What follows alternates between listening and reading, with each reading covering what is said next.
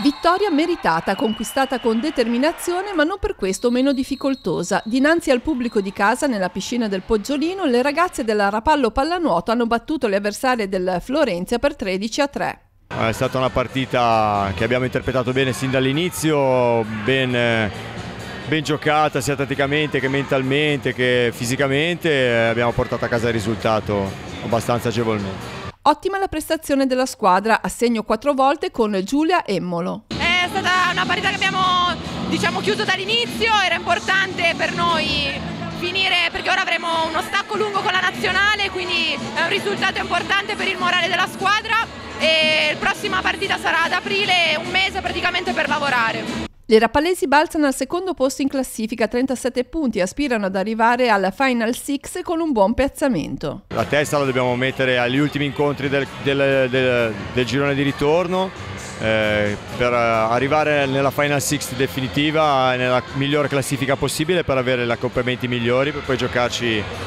tutto nella finale scudetto a 6. Nel frattempo ci sarà la sosta di circa un mese per consentire la partecipazione di alcuni atleti al collegiale nazionale. Giovedì partiamo per il collegiale con la nazionale, sarà un collegiale comunque nuovo perché proveremo le regole nuove in vista della finale di Eurocup a Torino, dove l'Italia è già in semifinale e aspetteremo le dirette concorrenti. Sarà sicuramente una bella prova per confrontarci con le più grandi squadre d'Europa, con le nuove regole in vista poi dei mondiali che si terranno a luglio. Le ragazze della pallanuoto rapallese si godono ora la vittoria in campionato nell'entusiasmo dei tifosi di casa di tutte le età. Ho fatto l'abbonamento e guai se non vincono. Quando vincono faccio il fioretto di non mangiare dolce per tutta la settimana. Va bene così?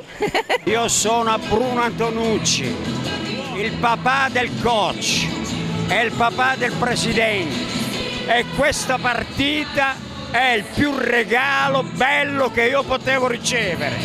Grazie caro.